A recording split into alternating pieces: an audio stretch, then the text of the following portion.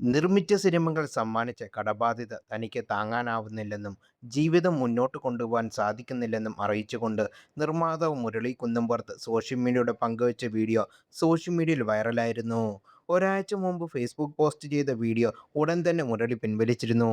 എന്നാൽ മെറ്റയുടെ തന്നെ മറ്റൊരു പ്ലാറ്റ്ഫോമായ ത്രെഡിലും പോസ്റ്റ് ചെയ്യപ്പെട്ടിരുന്ന പ്രശസ്തത വീഡിയോ ഇന്നലെ രാത്രിയോടെ സോഷ്യൽ മീഡിയയിൽ വ്യാപകമായി പ്രചരിച്ചത്. വീഡിയോയിൽ പറഞ്ഞ കാര്യങ്ങളിൽ താൻ ഉറച്ചു നിൽക്കുകയാണെന്ന് വിവിധ മാധ്യമങ്ങളോട് സംസാരിക്കെ മുരളി കുന്നംപുറത്ത് പറയുകയും ചെയ്തു. നിർമ്മിച്ച സിനിമകളിൽ ഏറ്റവും നഷ്ടമുണ്ടാക്കിയത് സുമതി വളവാണെന്ന് മുരളി പറയുന്നു. മാളികപ്പുറം എന്ന ഹിറ്റ് സിനിമ ഒരുക്കിയവർ എന്ന നിലയിൽ അവർ ഇങ്ങോട്ടും അപ്രോച്ച് ചെയ്തിരുന്നു. പക്ഷേ പിന്നീട് ഞാൻ അറിഞ്ഞു മാളികപ്പുറം സംവിധാനം ചെയ്തത് ഉണ്ണിമുകുന്ദൻ ആണെന്ന്. ആദ്യം 7 കോടി ബജറ്റ് വരുന്ന മറ്റൊരു സിനിമയാണ് അവരുമായി ഡിസ്കസ് ചെയ്തത്. പിന്നീടാണ് സുമതി വളവിലേക്ക് എത്തിയത്.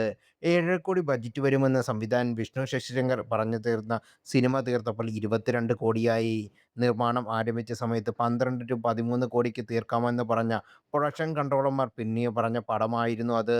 മുഴുവൻ തിരക്കഥ വായിച്ചു കേൾക്കാതെ ഒരു നിർമ്മാതാവും സിനിമ ചെയ്യാൻ ഇറങ്ങരുത്. സുമതി വളവ് ചെയ്യുമ്പോൾ അഭിലാഷ് പിള്ളയുടെ കയ്യിൽ പൂർത്തിയാവാത്ത തിരക്കഥ ഉണ്ടായിരുന്നില്ല. മുരളി കുന്നംപുറത്ത് പറയുന്നു. മുരളി കുന്നംപുറത്തിൻ്റെ പക്കലുള്ള രേഖകൾ പ്രകാരം 22 കോടിയാണ് ബജറ്റായ സിനിമയ്ക്ക്. ഇന്ത്യയിൽ നിന്ന് 9.55 കോടിയും വിദേശത്ത് നിന്ന് 1.77 കോടിയുമാണ് കളക്ഷൻ വന്നത്.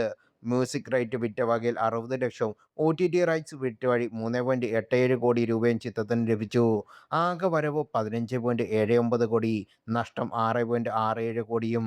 വീഡിയോ വൈറൽ ആയതിനു പിന്നാലെ സിനിമയിൽ നിന്ന് നിരവധി പേർ തന്നെ വിളിച്ചുവെന്നും ആശ്വസിപ്പിച്ചുവെന്നും മുരളി പറഞ്ഞു.